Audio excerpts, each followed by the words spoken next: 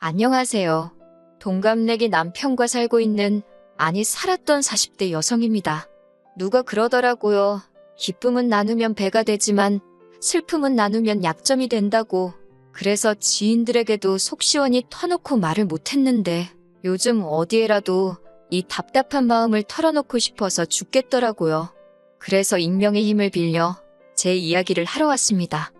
남편과는 아는 선배의 소개로 만났어요. 선배 말로는 사람이 무뚝뚝하긴 해도 속이 깊다고 진국이라고 하대요. 진국이고 뭐고 솔직히 소개팅은 내키지는 않았는데 그도 그럴 것이 저는 낯도 가리고 쑥스러움이 많아 자연스러운 만남을 추구하는 편이었거든요. 하지만 남편을 소개받을 당시 제 나이 28살이었고 그래서인지 주변 친구들은 결혼 준비를 하고 있거나 연애를 하기에 바빴네요. 그렇다 보니 저도 언젠가부터 조바심을 느끼고 있었고요. 그래서 일단 한번 만나나 보자 싶어서 나갔습니다. 그런데 무뚝뚝한 남자라는 선배의 말과는 달리 남편은 좀 버벅거리기는 했어도 같이 있는 내내 어떻게든 대화를 이끌어가려고 노력하대요. 낯을 많이 가리는 것 같기는 했지만 자기 딴에는 그래도 농담도 던지고 그런 모습이 저한테 잘 보이려고 노력하는 것 같아서 보기 좋았어요. 그렇게 그날 밥 먹고 차 마시고 어쩌다 보니 맥주까지 한잔했네요.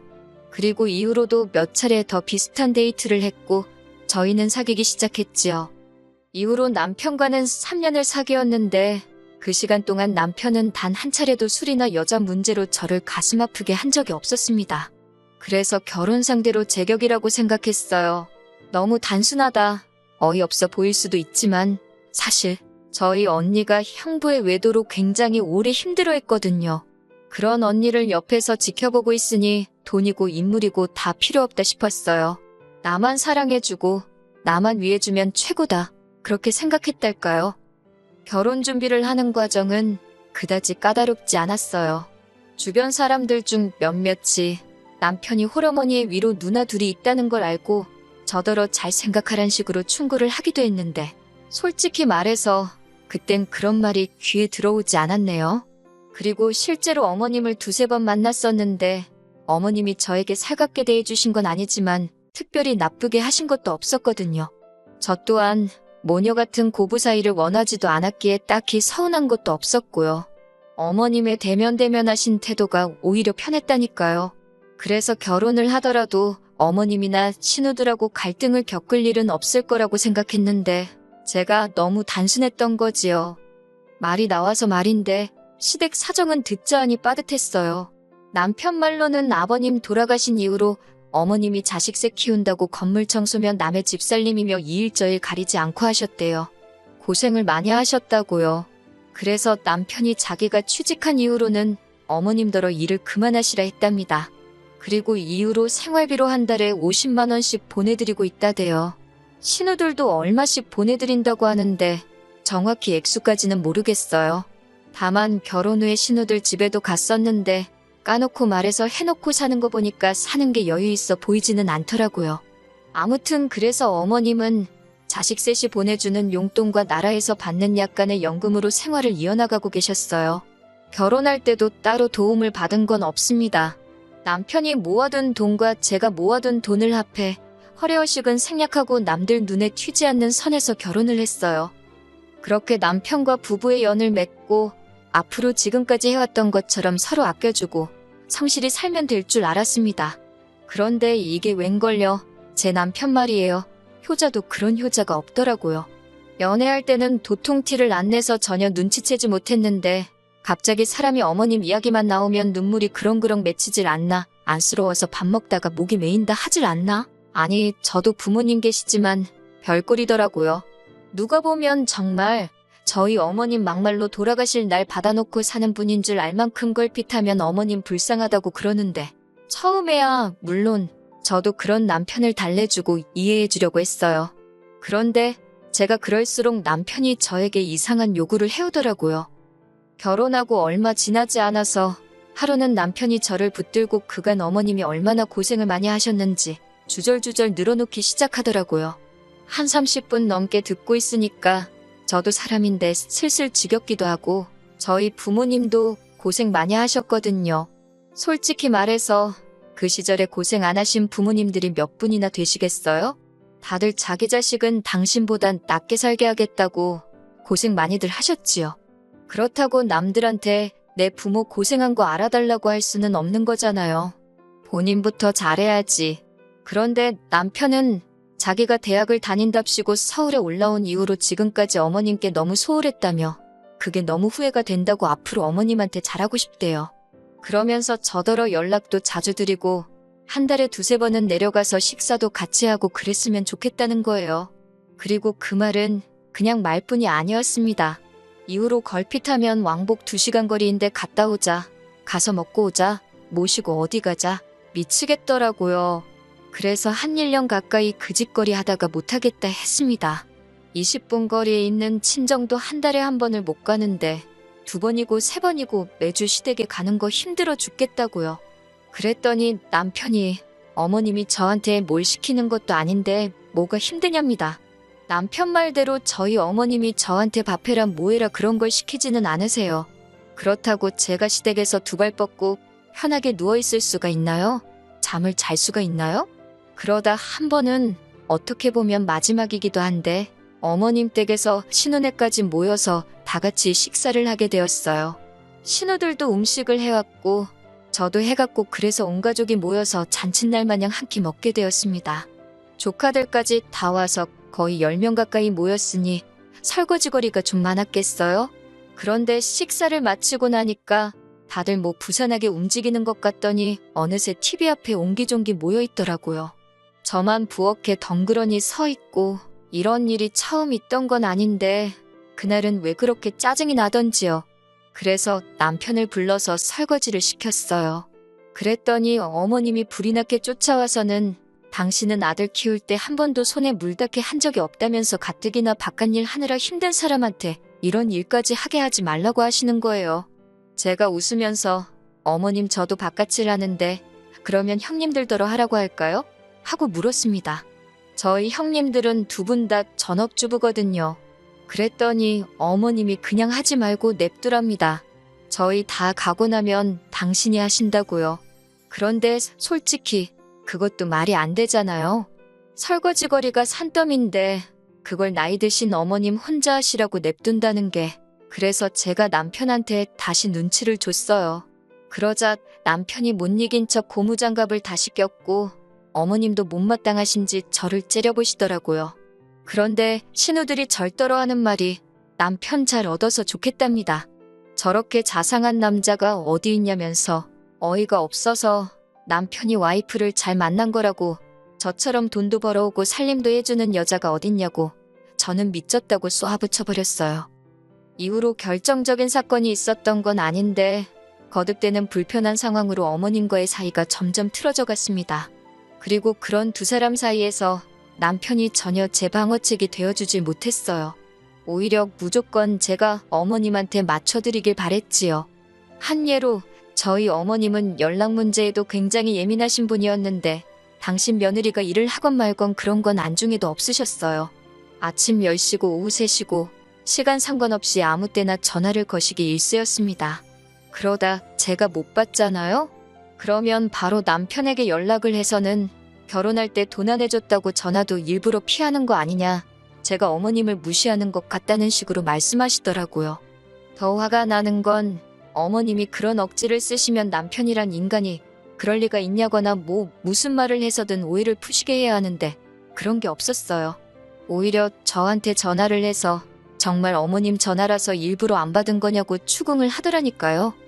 그리고 이런 일이 반복되다 보니 잘해봤자 한 번 실수하면 끝이구나 싶어서 잘하고 싶지도 않더라고요. 그래서 결혼한 지 한 2, 3년 차가 됐을 무렵에는 그냥 정말 며느리로서 해야 할 일만 했어요. 예쁨 받는 며느리 되고 싶다 욕심낸 적도 없지만 아예 마음에서 비웃달까요? 그러다 결정적으로 이혼으로 치닫게 된 사건이 벌어졌습니다. 시작은 반찬이었지요. 제가 결혼하고 2년차쯤 되었을 때 친정아버지께서 은퇴를 하셨는데 이후로 공기 좋은 곳에서 생활하고 싶다며 친정어머니와 함께 지방으로 내려가셨어요.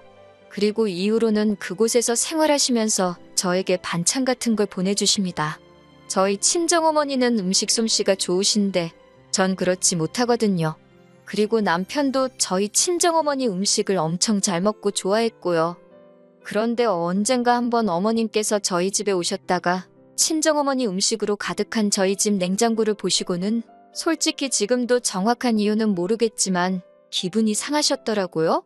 그리고 이후로 계속해서 어머님도 반찬을 보내기 시작하셨어요. 그런데 문제는 맛이 없었다는 거예요. 제 입에 안 맞는 게 아니라 정말 누가 먹어봐도 맛이 없다고 할 만큼요.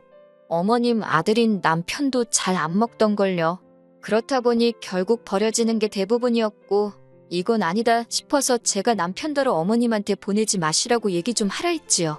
그런데 어머님 상처받으면 어쩌냐며 그걸 못하더라고요. 보다 못한 저라도 할까 했지만 가뜩이나 사이도 안 좋고 불편한데 나서서 좋은 소리 들을 리도 없고 그래서 결국 저도 안 했어요. 막말로 아들인 남편이 괜찮다는데 내가 알 바냐 솔직히 그렇게 생각하고 내버려뒀네요. 그러다 문제의 날이었습니다. 그날은 남편도 아침부터 뭐가 그렇게 심통이 났는지 저한테 하루 종일 내내 툴툴거리대요. 저도 받아주는데 한계를 느끼고 있었고요. 그래도 어떻게 하루가 거의 다 가고 저녁 식사를 하기 위해 밥상을 차리고 있었습니다. 국이고 뭐고 끓이기도 귀찮아서 친정어머니가 보내주신 나물 반찬에 고추장 넣고 밥을 비볐어요. 계란 후라이에서 올리고 옆에다 친정어머니가 보내주신 김치를 꺼내놨지요. 이윽고 남편도 식탁에 앉았는데 뜬금없이 왜 자기 엄마, 그러니까 시어머니가 보내주신 김치는 안 꺼내냐면서 시비를 거는 거예요. 어이가 없어서 먹을 거면 꺼내 먹으라니까 왜 애시당초 꺼내놓질 않았냐면서 말꼬투리를 잡기 시작하대요. 그래서 꺼내라고 먹을 사람이 꺼내면 되는 거 아니냐고 어제 꺼내놨을 때 손도 안 대지 않았냐니까 저더러 저는 왜 안 먹냐입니다. 무려 시어머니가 해준 음식인데 왜 안 먹냐고 따지는 거예요. 입에 안 맞아서 먹기 싫어서 안 먹는다니까 시어머니를 무시하는 거냐면서 먹으래요. 무조건 먹으라면서 악을 쓰는데 순간 사람이 아니라 무슨 짐승처럼 보이더라고요. 그뿐만이 아니었습니다. 저희 어머니가 보내주신 김치를 갑자기 싱크대에 들이붓더니 이제 장모님 음식은 금지라고 시어머니가 보내주신 음식만 먹으래요. 장모님 반찬은 이 집안에 반이 금지라나요? 저도 가만히 있자니 열불이 나서 어머님이 보내주신 김치 똑같이 싱크대에 들이부었습니다. 그러자 남편이 먼저 저더러 미친 엑스라고 욕을 하더니 집에서 나가더라고요. 나가봤자 지만 손해지. 저도 그 뒤통수에다 똑같이 욕하고 난리도 아니었어요. 집안에서 김치 냄새는 진동을 하지 한행 가라앉지를 않지 진짜 열받더군요. 그런데 다음 날 남편이 집에 기어들어오대요. 얘기를 좀 하잡니다. 그러면서 사실 자기가 요새 저한테 너무 서운했다나요. 어머님이 제가 처음 시집올 때랑 달라졌다면서 제 눈치를 보신다나 어쩐다나. 그런데 제가 어머님 반찬까지 안 먹으니까 진짜 어머님 말씀대로 며느리인 제가 어머님을 무시하는 것 같아서 순간 너무 속상했답니다. 이야기를 듣고 있는데 솔직히 아 진짜 또라이구나 그 생각밖에 안 들었어요. 그런데 이런 제 속을 아는지 모르는지 남편이 한다는 말이 그래서 자기가 어머님과 제 사이에 오해를 풀려면 어떤 방법이 좋을지 고민해봤는데 같이 사는 게 제일 좋겠답니다. 서로 살부대 끼고 살다 보면 미운정 고운정 다 들지 않겠냐며 진정한 한 가족이 될 수 있을 거래요. 어이가 없어서 진심이냐고 물었습니다. 남편이 전에 없이 밝은 표정으로 그럼 진심이지 아니겠냐고 그래요. 제가 너무 열받아서 살다 시어머니 반찬 안 먹는다고 합가하자는 소리 들은 여자는 나밖에 없을 거라고 소리를 빽 질렀어요. 그리고는 남편더러 당신도 맛대가리 없어서 안 먹는 걸 왜 나더러 먹으라고 난리냐고 그렇게 좋으면 너나 많이 처먹으라고 악을 썼습니다. 합가 같은 소리 좋아한다고 그렇게 니네 엄마 반찬 먹으면서 니네 엄마랑 살고 싶으면 나랑 결혼은 왜 했냐. 그냥 니네 엄마랑 부둥켜 안고 살지. 지금 생각해보면 저도 뭔 정신으로 그렇게 남편한테 말을 쏟아낸 건지 모르겠어요. 어쨌든 그땐 정말이지 화가 나다 못해 분통이 터져서 이성을 잃었던 것도 같습니다. 얼마나 저도 화가 났는지 어머님도 아니고 니네 엄마 소리가 절로 나더라고요. 그러니까 남편도 어지간히 화가 났는지 얼굴이 시뻘개져서는 가만 안 둔다고 씩씩거리고 그래도 어쨌든 남자잖아요. 무섭긴 하더라고요. 이렇게 더 화를 냈다간 오히려 남편이 저한테 해코지를 할지도 모르겠다 싶어서 일단 적당한 선에서 소리 지르는 건 멈췄습니다. 그리고는 자포자기한 모습으로 그냥 그만하자고 나는 죽어도 합가는 못하겠으니 차라리 헤어지자 했어요.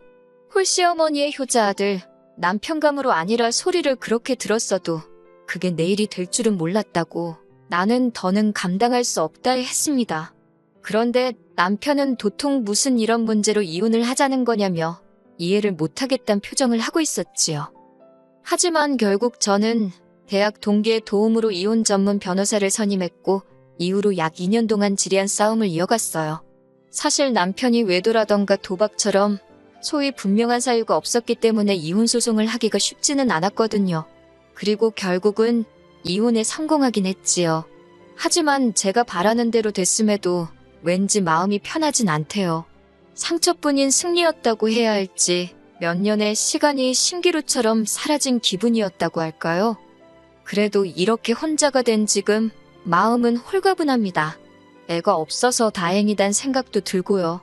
남편과의 만남을 주선했던 선배는 원래 남자는 결혼하면 효자가 되는 법이라며 저더러 웬만하면 좀 품어주지 그랬냐는데 같은 여자인 선배가 그런 소리를 하니까 얼마나 한심하게 보이던지요.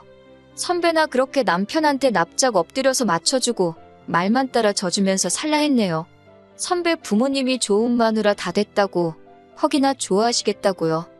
이혼하고 처음 한동안은 남편을 탓하기도 하고 제 자신을 탓하기도 하면서 울며 시간을 보냈어요. 그토록 바라던 이혼이었지만 동시에 처음부터 제대로 된 선택을 하지 못했다는 자괴감이 컸으니까요. 그래도 이제는 이 글을 마지막으로 더는 방황하지 않을 수 있을 듯해요. 다 쏟아내고 나니까 제가 예상했던 것보다 훨씬 후련하거든요. 미래에 제 자신에게 부끄럽지 않게 열심히 살아보겠습니다. 그러면 또 좋은 날이 오겠지요.